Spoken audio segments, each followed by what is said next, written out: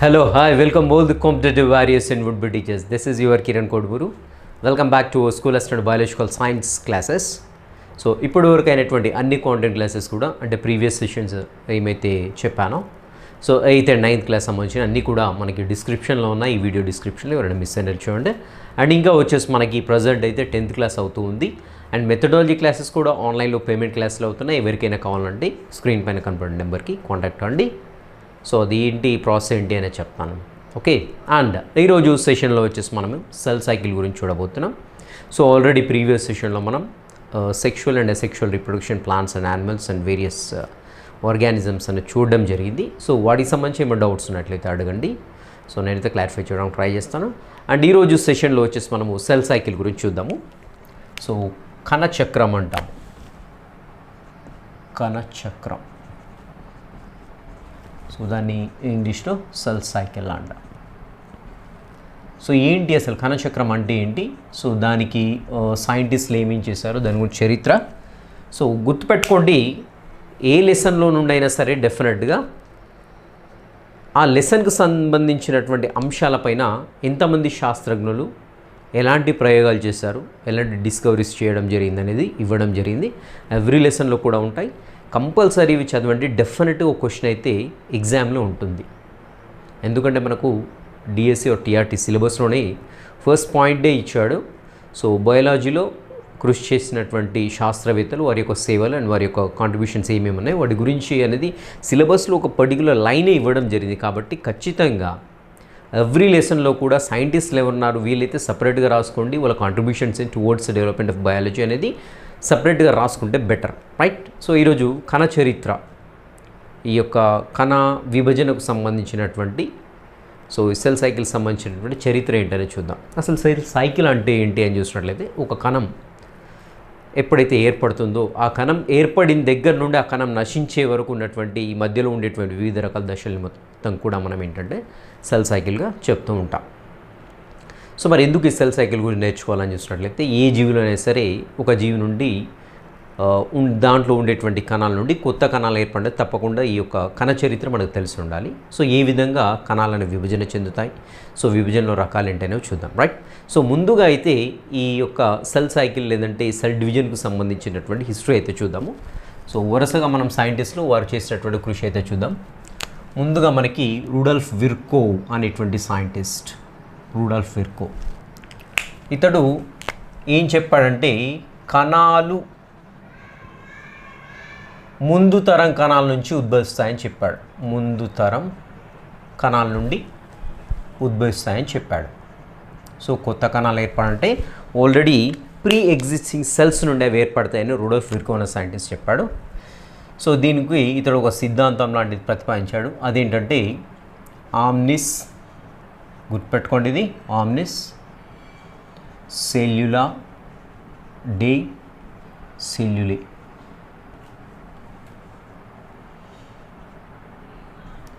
So ఇలా వివరించడం జరిగింది. ఇది లాటినో గ్రీక్ సెంటెన్స్, ఇది కంపల్సరీ గుర్తుపెట్టుకోండి. ఎందుకంటే ఒకసారి సెంటెన్స్ అడిగాడు డైరెక్ట్గా క్వశ్చన్, దాని మీనింగ్ ఏంటి అని అడిగాడు. సో ఆ సెంటెన్స్ కంప్లీట్గా ఏదైతే ఉందో ఆమ్నిస్ సెల్యులా డే సెల్యులే అనేటువంటి సెంటెన్స్ అడిగేసి దీని యొక్క అర్థం ఏంటి అని అడిగాడు. సో కాబట్టి ఎలాంటి చిన్న అంశాన్ని కూడా నెగ్లెక్ట్ చేయకండి. టెక్స్ట్ బుక్లో ఉన్న ప్రతి ఒక్క అంశాన్ని కంపల్సరీ చదవండి, టచ్ చేయండి, అంతే, ఇంకా చదవాల్సిందే, రైట్? సో ఇక్కడ ఆమ్నిస్ సెల్యులా డే సెల్యులే అంటే ఏంటంటే, సో ఏవైతే కణాలు ఉంటాయో ముందు తరం కణాల నుంచి ఉత్పత్తి అనేసి మనకి విర్కోవ్ అనే సైంటిస్ట్ చెప్పడం జరిగింది. నెక్స్ట్ వచ్చేసి రాబర్ట్ రెమెక్.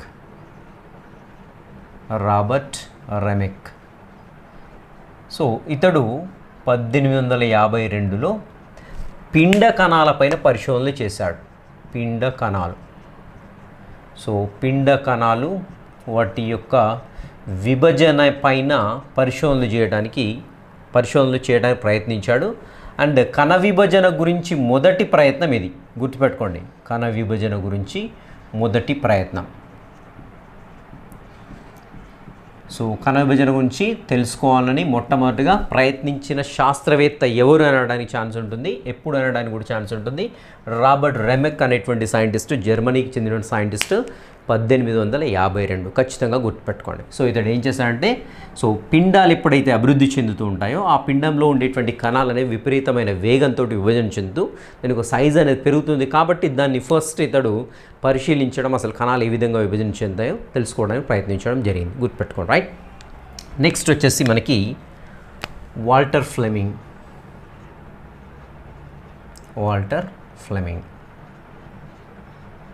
సో ఇతడు 1879లో పరిశోధన చేశాడు. గుర్తుపెట్టుకోండి, వాటర్లో ఫ్లెమింగ్ అనే బోర్డు ఉంటుందని గుర్తుపెట్టుకోండి. సైంటిస్ట్ నేమ్ ఈజీగా గుర్తుంటుంది, వాల్టర్ ఫ్లెమింగ్, రైట్.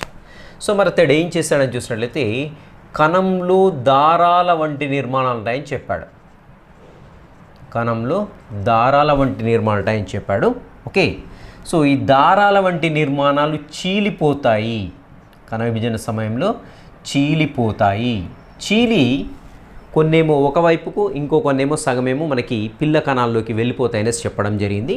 సో కాబట్టి ఇతడు ఏం చెప్పాడంటే మైటాసిస్ అంటే దాని అర్థం ఏంటంటే దారపు పోగులు. గుర్తుపెట్టుకోవాలి, దారపు పోగులు లేకుంటే దారపు పోగులు వంటి నిర్మాణాలని మైటాస్ అంటాం. మైటాసిస్ కాదు, మైటాస్ అంటే దారపు పోగులు, దాని మీనింగ్ మైటాస్ అంటే. సో మైటాసిస్ అని ఎందుకు అన్నాము సంవిభజన చూసినట్లయితే, విభజన సమయంలో దాంట్లో ఉండేటువంటి క్రోమోజోమ్లు సన్నని దారాల పోగుల మాదిరిగా కనపడతాయి. ఇవి చీలిపోయి పిల్ల కణాల్లోకి వెళ్ళిపోతాయి అనేసి చెప్పడం జరిగింది. ఎవరని చూసినట్లయితే వాల్టర్ ఫ్లెమింగ్. సో ఇతని యొక్క పరిశోధనలో అతి ముఖ్యమైన అంశం ఏంటంటే ఈ యొక్క దారపు పోగులు ఏవైతే అనుకున్నాడో, దారపు పోగుల వంటి నిర్మాణాలు, దట్ మీన్స్ క్రోమోజోమ్స్, సో జతలుగా ఉంటాయని చెప్పాడు, జతలుగా ఉంటాయని గుర్తించాడు. వెరీ ఇంపార్టెంట్ పాయింట్, గుర్తుపెట్టుకోండి, వెరీ ఇంపార్టెంట్ పాయింట్. సో అతని పరిశోధనలో ముఖ్యమైన అంశం అని ఇవ్వడం జరిగింది బుక్లో, కాబట్టి ముఖ్యమైన అంశంగానే పరిగణించడం దాన్ని.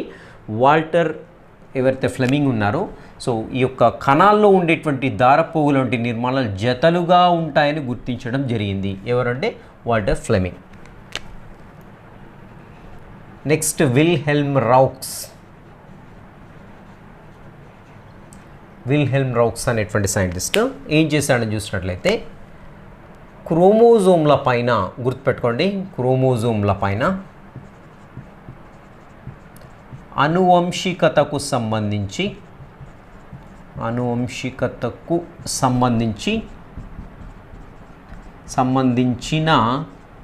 అంశాలు ఉంటాయని చెప్పాడు.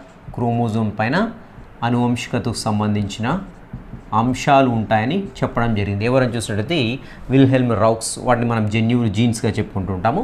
సో ఇవి అనువంశికత అప్పుడు తల్లిదండ్రుల నుంచి పిల్లలకు, అంటే పూర్వజీవి నుంచి నెక్స్ట్ వచ్చేటువంటి తరపు జీవికి అందించడం అనేది జరుగుతుంది.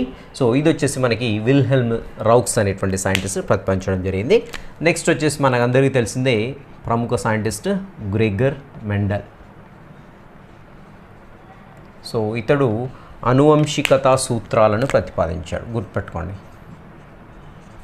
అనువంశికత సూత్రాలు, లాస్ ఆఫ్ ఇన్హెరిటెన్స్ మనకు తెలిసిందే. ఇవన్నీ కూడా ఇతడు గ్రెగర్ జాన్ మెండల్ ప్రతిపాదించడం జరిగింది. అండ్ ఇంకొక సైంటిస్ట్ మనకి ఆగస్ట్ వీస్మన్. సో సైంటిస్టులు వారి యొక్క కాంట్రిబ్యూషన్స్ డెఫినెట్గా గుర్తుపెట్టుకోండి. ఖచ్చితంగా క్వశ్చన్ ఉంటుంది. ఆ క్వశ్చన్ సైంటిస్టుల మీద క్వశ్చన్ లేకుండా క్వశ్చన్ పేపర్ ఉండనే ఉండదు, గుర్తుపెట్టుకోండి. సో ఆగస్ట్ వీస్మన్ ఏం చెప్పాడంటే ప్రతి ఒక్క జాతి జీవులలో, ఉదాహరణ కుక్క కానివ్వండి, పంది కానీ, మనిషి కానివ్వండి, వివిధ రకాల జాతుల జీవుల్లో ప్రతి ఒక్క జాతి జీవుల్లో కూడా క్రోమోజోమ్ల సంఖ్య అనేది స్థిరంగా ఉంటుందని చెప్పాడు. క్రోమోజోమ్ల సంఖ్య స్థిరంగా ఉంటుందని చెప్పారు. ఎవరు అని చూసినట్లయితే ఆగస్ట్ వీస్మన్ అనే సైంటిస్ట్. సో ఇదొక పాయింట్ చెప్పడం జరిగింది. ఇంకొక విషయం ఏం చెప్పాడంటే ఆగస్ట్ వీస్మన్, కణాలు ఎన్నిసార్లు విభజన చెందనియండి, సో క్రోమోజోమ్ల సంఖ్య అనేది స్థిరంగా ఉంటుందని చెప్పడం జరిగింది. సో రెండు అంశాలు చెప్పారు ఆగస్ట్ వీస్మన్. ఒకటి వచ్చేసి ప్రతి ఒక్క జాతికి చెందినటువంటి జీవుల్లో క్రోమోజోమ్ల సంఖ్య అనేది నిర్దిష్టంగా ఉంటుంది అండ్ స్థిరంగా ఉంటుంది, రైట్. అండ్ ఇంకోటి వచ్చేసి కణాలు విభజన ఎన్నిసార్లు జరిగినప్పటికీ కూడా క్రోమోజోమ్ల సంఖ్య అనేది మార్పు ఉండదు. ఉదాహరణకు పందిలో ఒక ఫర్ ఎగ్జాంపుల్ 44 క్రోమోజోమ్స్ ఇక్కడ 42 క్రోమోజోమ్స్ ఉన్నాయి అనుకుందాం. సో అదేమవుతుంది, ఎన్ని జాతులు ఎన్ని తరాలు మారినప్పటికీ కూడా దాంట్లో క్రోమోజోమ్ల సంఖ్య అనేది స్థిరంగానే ఉంటుంది. అంతేకాకుండా దానిలో ఉండేటువంటి కణాలు ఎన్నిసార్లైనా విభజన చెందనియండి, సో వాటి యొక్క క్రోమోజోమ్ల సంఖ్య అనేది ఎప్పుడు కూడా మారకుండా స్థిరంగా ఉంటుందని చెప్పడం జరిగింది. ఎవరు అని చూసినట్లయితే ఆగస్ట్ వీస్మన్ అనేటువంటి సైంటిస్ట్. నెక్స్ట్ ఇంకొక సైంటిస్ట్ గుర్తుపెట్టుకోండి, బావరే థియోడర్ బావరే అనే సైంటిస్ట్ ఏం చేశారు తనని చూసినట్లయితే 1904వ సంవత్సరంలో క్షయకరణ విభజనను నిర్ధారించారు. గుర్తుపెట్టుకోండి, కనిపెట్టలేదు, నిర్ధారించారు. సో థియోడర్ బావరే అనే సైంటిస్ట్ 1904లో ఆల్రెడీ క్షయకరణ విభజన గురించి ఆల్రెడీ ప్రీవియస్ ఏదో సంథింగ్ అక్కడ రీసెర్చెస్ అవుతున్నాయి. సో ఇలా జరుగుతుందనేసి తను నిర్ధారించడం జరిగింది. మరి క్షయకరణ విభజన ఎవరు కనిపెట్టాలని చూసినట్లయితే మనకి సైంటిస్ట్ పేరు వచ్చేసి ఆస్కార్ హర్ట్విగ్. గుర్తుపెట్టుకోండి, ఇది బుక్లో ఇవ్వలేదు, బట్ ఆస్కార్ హర్ట్విగ్ అనేటువంటి సైంటిస్ట్ మాత్రం క్షయకరణ విభజన కనిపెట్టాడు. బట్ ఇక నిర్ధారించింది ఎవరని చూసినట్లయితే థియోడర్ బావరే అనేటువంటి సైంటిస్ట్ నిర్ధారించడం జరిగింది. రైట్. సో ఇవి వచ్చేసి కంప్లీట్గా మనకి సెల్ సైకిల్ అండ్ సెల్ డివిజన్కి సంబంధించినటువంటి హిస్టరీ. ఖచ్చితంగా గుర్తుపెట్టుకోండి, సైంటిస్టులు అంటే క్వశ్చన్ మాత్రం ఖచ్చితంగా ఉంటుంది. సో ఒకటి విర్కో వచ్చేసి మనకి ఏంటంటే ఆమ్నిస్ సెల్యులా డి సెల్యులా అనేటువంటిది ఒకటి ప్రతిపాదించడం జరిగింది. దాని అర్థం ఏంటంటే కణాలు ముంతరం కణాల నుంచి వస్తాయి. నెక్స్ట్ రాబర్ట్ రెమెక్ పిండ కణాలలో కణ విభజన ఎలా జరుగుతుందనేసి మొట్టమొదటిగా ట్రై చేయడం జరిగింది. ఇది మొట్టమొదటి ప్రయత్నం, కణ విభజన గురించి మొట్టమొదటి ప్రయత్నం ఎవరు చేస్తారని చూసినట్టయితే రాబర్ట్ రెమెక్ చేయడం జరిగింది. సో ఎందుకంటే మనకి ఇది కొత్త పేరు, రైట్. సో మనకి ఎంతసేపు రుడాల్ఫ్ విర్కో మీదకి వెళ్ళిపోతూ ఉంటుంది, లేదంటే గ్రెగర్ మెండల్, ఇలా మనకు తెలిసినటువంటి ఫేవర్ మనకి ఏదైతే చాలా నోన్గా ఉంటుందో ఆ పేర్ల మీదకి వెళ్తుంది. కాబట్టి ఖచ్చితంగా ఇక్కడ మొదటి ప్రయత్నం రాబర్ట్ రెమెక్, గుర్తుపెట్టుకోండి. అండ్ వాల్టర్ ఫ్లెమింగ్ వచ్చేసి దారపోగులు వంటి నిర్మాణాలు కేంద్రకంలో జతలుగా ఉంటాయని చెప్పాడు. అండ్ కణం ఎప్పుడైతే విభజన చెందుతుందో ఈ దారపోగులు కూడా స్ప్లిట్ అయిపోయేసి సగం ఒక సెల్లోకి సగం ఒక సెల్లోకి వెళ్తాయని చెప్పడం జరిగింది. అండ్ విల్హెల్మ్ రౌక్స్ వచ్చేసి క్రోమోజోమ్ల పైన అనువంశికతకు సంబంధించినటువంటి ఏదో ఒక పదార్థం, ఏదో ఒక అంశం ఉంటుందనేసి చెప్పడం జరిగింది. సో వాటిని జెన్యున్గా చెప్పుకుంటాము. గ్రెగర్ జాన్ మెండల్ వచ్చేసి అనువంశికత సూత్రాల్ని ప్రతిపాదించడం జరిగింది. నెక్స్ట్ ఆగస్ట్ వీస్మన్ అనే సైంటిస్ట్ వచ్చేసి ప్రతి ఒక్క జాతిలో క్రోమోజోమ్ల సంఖ్య అనేది స్థిరంగా ఉంటుంది, కణాలు ఎన్నిసార్లు విభజన చెందినప్పటికీ కూడా క్రోమోజోమ్ల సంఖ్యలో ఎలాంటి మార్పు ఉండదని చెప్పడం జరిగింది. అండ్ ఇక్కడ వచ్చి థియోడర్ బావరే అనే సైంటిస్ట్ మనకి క్షయకరణ విభజనని నిర్ధారించడం జరిగింది. కనిపెట్టింది మాత్రం ఆస్కార్ హర్ట్విగ్ అనేటువంటి సైంటిస్ట్. గుర్తుపెట్టుకోవాలి, రైట్. హార్ట్విగ్, రైట్. సో నెక్స్ట్ చూద్దాం ఇంకా మనకి అసలు ఇంకా ఈ కణచక్రం అంటే ఏంటి, సో దానిలో ఎన్ని దశలు ఉంటాయో చూద్దాము. కణచక్రం గురించి చూద్దాము, సెల్ సైకిల్. మరి ఒక కణం పుట్టినప్పటి దగ్గర నుంచి ఎన్ని దశల్లో అది కదులుతూ ఉంటుంది, ఏంటి ఆ దశలు, సో చివరికి ఎక్కడికి వెళ్తుంది, ఏ సంగతి అని చూద్దాము, రైట్. సో ఇక్కడ మనకి కణచక్రంలో మనకి ముఖ్యంగా కణం పుట్టిన దగ్గర నుంచి దీన్ని 2 దశలుగా చెప్పుకుంటాం, 2 స్టేజ్ చెప్పుకున్నాం. సో ఒకటి వచ్చేసి ఏంటంటే మనకి అంతర్దశ అంటాం, ఇంటర్ఫేస్ అంటాం, ఇంగ్లీష్లో అయితే ఇంటర్ఫేస్. నెక్స్ట్ కణము ఇంటర్ఫేస్లోకి ఎప్పుడైతే కొత్త కణం పుడుతుందో అది వెంటనే అంతర్దశలోనికి వెళ్ళిపోతూ ఉంటుంది. విశ్రాంతి దశ అని కూడా అంటాం, దీన్ని ఇంటర్ఫేస్ అంటాము. సో నెక్స్ట్ ఇది అభివృద్ధి చెందిన తర్వాత, అంటే ఏమైతే అది పర్ఫామ్ చేయాలో యాక్టివిటీస్ అన్ని పర్ఫామ్ చేసిన తర్వాత నెక్స్ట్ విభజన దశలోకి వెళ్తూ ఉంటుంది. ఇది విభజన దశ, right. It could be mitosis, it could be meiosis, సమవిభజన కావచ్చు, అది క్షయకరణ విభజన కావచ్చు. సో విభజన అంతా ఏర్పడినటువంటి పిల్ల కణాలు ఏవైతేనో మళ్ళీ అగైన్ ఇంటర్ఫేస్లోకి వెళ్ళిపోతుంటాయి. ఈ విధంగా ఒక కణం పుట్టడము, అంతర్దశలోకి వెళ్ళడం, అక్కడ నుంచి విభజన కావడము, అగైన్ మళ్ళీ అంతర్దశలోకి వెళ్ళడం జరుగుతుంటుంది. సో ఇలా మనకి అంతర్దశలో ఎక్కువ కాలం గడుపుతాయి కణాలు. వెరీ ఇంపార్టెంట్, గుర్తుపెట్టుకోండి. కణాలు ఏ దశలో ఎక్కువ కాలం గడుపుతాయని చూసినట్లయితే అంతర్దశలో ఎక్కువ కాలం గడుపుతూ ఉంటాయి, రైట్. సో మరి ఈ కణాలు ఏ కణాలకు విభజన చెందే శక్తి లేదు అంటే గుర్తుపెట్టుకోండి, మెదడు, నెక్స్ట్ వచ్చేసి అదేవిధంగా కండర కండర కణాలకు విభజన చెందేటువంటి శక్తి లేదు. మన బుక్లో మెదడు మరియు గుండె అని ఇవ్వడం జరిగింది. సో గుండె వచ్చేసి నునుపు హార్దిక కండరం చేత ఏర్పడుతూ ఉంటుంది. సో కండర కణాలకు ఏ కండరం అయినా సరే కండర కణాలకు విభజన శక్తి లేదు. సో మరి ఎక్సర్సైజ్ చేసే వాళ్ళకి బాడీ బిల్డర్స్కి మజిల్ ఎలా ఇంప్రూవ్ అవుతుంది? కండర కణాల సంఖ్య పెరగకుండా అంటే అక్కడ కండర కణాల సంఖ్య అనేది పెరగదు, కండర కణం యొక్క సైజ్ అనేది పెరుగుతుంది, పరిమాణం పెరుగుతుంది. సో అలా పరిమాణం పెరిగినప్పుడు అంటే ఆ కండరం యొక్క పరిమాణం ఆటోమేటిక్గా పెరుగుతూ ఉంటుంది. సో గుర్తుపెట్టుకోవాల్సిన అంశం ఏంటంటే నాడీ కణాలకు అదేవిధంగా కండర కణాలకు విభజన శక్తి లేదు, రైట్. సో ఉపకళా కణాలకైతే విపరీతంగా ఉంటుంది విభజన శక్తి, ఎందుకంటే ఉపకళా కణాల మొత్తం కణజాలం మొత్తం కూడా మన చర్మం యొక్క ఉపరితలం పైన ఉంటుంది. సో నిరంతరం రాలిపోతుంటే కొత్తవి పుడుతూనే ఉంటాయి. ఏదైనా చర్మం పైన గాయమైంది అనుకోండి, వెంటనే సరౌండింగ్లో ఉండే సెల్స్కి ఏంటంటే ఒక రకమైన రసాయనాలు అనేవి దానికి పంపించబడతాయి ఆ చుట్టూ ఉండేటువంటి సెల్స్కి. సెల్స్ ఏమవుతాయంటే ఆ సెల్స్ అన్నీ కూడా మళ్ళీ కొత్త సెల్స్ని ఏర్పాటు చేస్తూ ఉంటాయి, అంటే విభజన చెంది కొత్త సెల్స్ని ఉత్పత్తి చేస్తూ ఉంటాయి. సో మరి ఎలా మరి ఇది కంట్రోల్ చేయబడుతుంది? చూడండి, ఇక్కడ మనకి సెల్ డివిజన్ అనేది వెరీ వెరీ రెగ్యులేటెడ్ యాక్షన్, చాలా నియంత్రితతో కూడినటువంటి అంశం. సో చాలా నియంత్రించబడుతుంది. ఒకవేళ నియంత్రించబడలేదు అనుకోండి ఏమవుతుంది? కణాలన్నీ విపరీతంగా ఒకదాని తర్వాత విపరీతంగా పెరిగిపోయి ఒక గుట్టలాగా ఏర్పడుతూ ఉంటాయి. సో దాన్ని మనం ఏమంటాం తెలుసు కదా, క్యాన్సర్గా చెప్పుకుంటాం. సో క్యాన్సర్ అంటే ఒకదానికి పరిమితమైన ఒడిసే బినైన్ ట్యూమర్ అంటాం. సో ఇంకా మొత్తం బాడీ అంతా స్ప్రెడ్ అయితే దాన్ని మ్యాలిగ్నెన్సీగా చెప్పుకుంటాం, క్యాన్సర్ అంటాం దాన్ని. సో ఇక్కడ కణ విభజన అదుపు తప్పినప్పుడు ఏర్పడదే మనకి ఏంటంటే క్యాన్సర్ కణుతులు అంటూ ఉంటాం, రైట్. సో ఈ యొక్క కణ విభజన ఏదైతే ఉందో పూర్తి స్థాయి నియంత్రణలో జరుగుతూ ఉంటుంది. సో ఒక కణాలు మొత్తం కూడా ఒక దెబ్బ తగిలింది అనుకోండి, అక్కడ కణాలంతా కూడా స్ప్రెడ్ అయిన తర్వాత కణాలు టచ్ అవుతాయి అప్పుడు. సో అక్కడ దెబ్బ తగిలినప్పుడు గ్యాప్ ఉంటుంది, తర్వాత కణాలు ఏర్పడిన తర్వాత ఏమైతే కణాలు టచ్లోకి వచ్చేస్తాయి. అలా టచ్లోకి రాగానే కణ విభజన ఆగిపోతుంది. ఇలా రకరకాల రెగ్యులేటింగ్ ఫ్యాక్టర్స్ ఉంటాయి, నియంత్రించేటువంటి కారకాలు ఉంటాయి. అలా నియంత్రించబడుతుంది కాబట్టి మన బాడీలో ఎక్కడ ఎంత మోతాలో ఎప్పుడు జరగాలి కణ విభజన అనేది అప్పుడు మాత్రమే అంత మోతాలో అంతే పరిమాణంలో జరగడం జరుగుతుంది అన్నమాట, రైట్. సో చూద్దాం, ఇక్కడ మనకి ఇక్కడ మెదడు అదేవిధంగా గుండెలో ఉండేటువంటి కణాలకు మాత్రం విభజన శక్తి ఉండదనేసి మన బుక్లో ఇవ్వడం జరిగింది. సో దట్ మీన్స్ నాడీ కణాలు అదేవిధంగా కండర కణాలకు విభజన శక్తి అనేది ఉండదు. సో మనకి ఇంకా ఈ దశలు చూసినట్లయితే సెల్ సైకిల్లో ఉండేటువంటి దశలు చూసినట్లయితే మనకు అగైన్ అంతర్దశ ఏదైతే ఉందో దీనిలో అగైన్ మనకు ఇంకా రకరకాల ఫేజ్ అనేవి ఉంటాయి. సో అవేంటి అని చూసినట్లయితే మనకి ఫస్ట్ వచ్చేసి గ్యాప్ 1 ఫేజ్ అంటాం, నెక్స్ట్ సింథసిస్ ఫేజ్ అంటాం, నెక్స్ట్ గ్యాప్ 2 ఫేజ్ అంటాం, నెక్స్ట్ వచ్చేసి అల్టిమేట్గా మనకి విభజన దశ ఉంటుంది, విభజన దశ. సో దీన్ని ఎం ఫేజ్ అంటాం. సో ఎం అంటే మైటాసిస్ కావచ్చు, మియోసిస్ కావచ్చు, అందుకే దాన్ని ఎం ఫేజ్గా చెప్పుకుంటాం.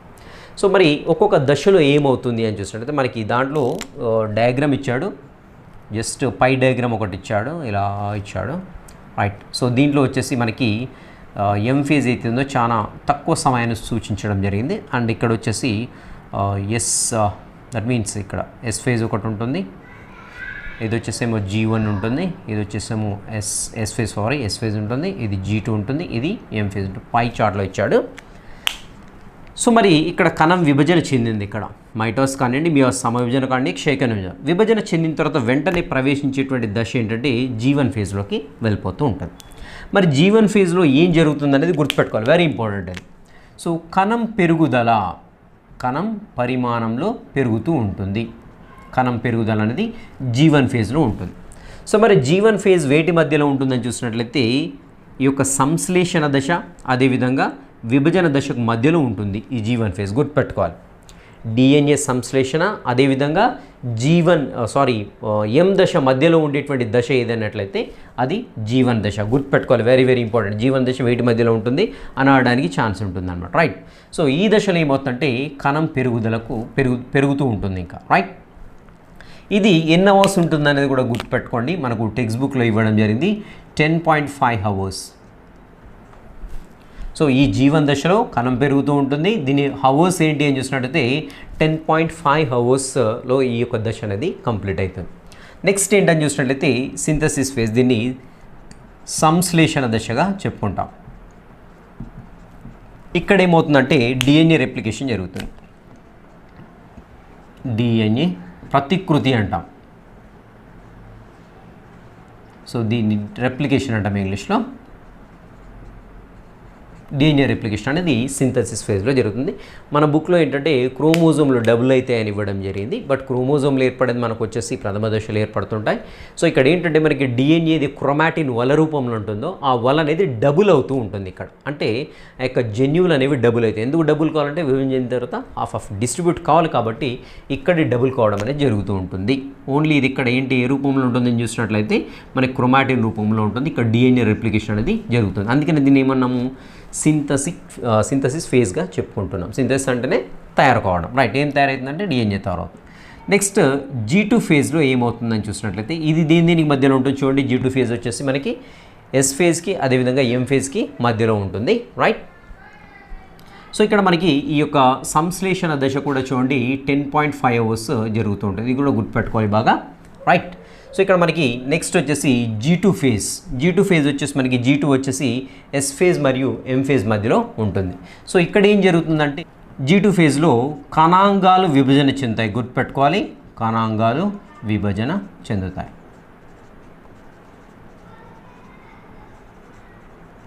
ఇంపార్టెంట్ పాయింట్స్ ఇవి కంపల్సరీ గుర్తుపెట్టుకోండి. G1 ఫేజ్లో ఏమవుతుంది, S ఫేజ్లో ఏమవుతుంది, G2 ఫేజ్లో ఏమవుతుంది, వెరీ వెరీ ఇంపార్టెంట్ ఇక్కడ. సో G1 ఫేజ్లో వచ్చేసి కణం పెరుగుదల ఉంటుంది. అదేవిధంగా ఎన్ని అవర్స్ జరుగుతుందంటే 10.5 అవర్స్ జరుగుతుంది. యాక్చువల్గా మనకి పై డయాగ్రామ్లో మనకి ఎలా ఇచ్చాడంటే G1 phase S phase same అని చూపించాడు. మనకి ఇక్కడ ఇవ్వడం మాత్రం 10.5 అవర్స్ అని ఇచ్చాడు. పై డయాగ్రామ్లో వచ్చేసి G1 ఎక్కువసేపు ఉంటుందని కనపడుతుంటుంది మనకి క్లియర్గా చూడగానే. యాక్చువల్గా G1 ఫేజ్ వచ్చేసి ఎక్కువసేపు ఉంటుంది, 11 అవర్స్ ఉంటుంది. సో సింథసిస్ ఫేజ్ వచ్చేసి మనకి 8 అవర్సే ఉంటుంది, తక్కువ ఉంటుంది. సో బట్ మనకి ఆ పై డయాగ్రామ్ ఇచ్చాడు. పై డయాగ్రామ్లోనే మనకి 10.5 అవర్స్, 10.5 అవర్స్ అండ్ 3.5 అవర్స్. ఇక్కడ మనకి G2 ఫేజ్ వచ్చేసి 3.5 అవర్స్ అనేది ఇవ్వడం జరిగింది. నెక్స్ట్ విభజన దశ వచ్చేసి మనకి 40 నిమిషముల నుండి 60 నిమిషంలో కంప్లీట్ అవుతుంది. అంటే అది సమవిభజన కావచ్చు, క్షేకణ విభజన కావచ్చు. ఎంతసేపు పడుతుందని చూసినట్లయితే 40 నుంచి 60 నిమిషాల సమయంలో అది విభజన కణం అనేది కావడం జరుగుతుంది అనేసి ఇవ్వడం జరిగింది. సో టైమింగ్స్ గుర్తుపెట్టుకోండి కంపల్సరీ. అండ్ వచ్చేసి మనకి ఏంటంటే ఆ దశలో ఏమవుతుంది, సో ఏ మార్పులు జరుగుతాయి కణంలో అనేది కంపల్సరీ గుర్తుపెట్టుకోండి. So G1, S, G2 phase ఇది మొత్తం వచ్చేసి మనకి ఏంటంటే అంతర్దశ. దాని తర్వాత మనకి విభజన దశలోకి ఎంటర్ అయిపోతుంది. సో విభజన దశలోకి ఎంటర్ అయిపోయిన తర్వాత కణం అనేది విభజన చెందడం జరుగుతుంది. సమవిభజన అయితే సో క్రోమోజోమ్లు అనేవి సమానంగా డిస్ట్రిబ్యూట్ కావడం జరుగుతుంది. సో క్షేకణ విభజన అయితే హాఫ్ వెళ్ళిపోతూ ఉంటాయి అన్నమాట. సో ఇది ఈరోజు కణ cycle, that is cell cycle and మనకి హిస్టరీ ఉంది. కంపల్సరీ సైంటిస్ట్ల పేర్లు అయితే కంపల్సరీ గుర్తుపెట్టుకోండి. అండ్ అంతర్దశ నెక్స్ట్ సెషన్లో వచ్చేసి సమవిభజన గురించి చూద్దాం. ఆ తర్వాత సెషన్లో వచ్చేసి క్షేకణ విభజన ఏ విధంగా జరుగుతుందో చూద్దాం, రైట్. సో వాటిలో ఉండే దశలు ఏంటి, ఆ దశల్లో కూడా ఎలాంటి మార్పులు జరుగుతాయని కంపల్సరీ గుర్తుపెట్టుకోవాల్సినటువంటి అంశాలు. Will meet in the next session. Till the next session, have a great day.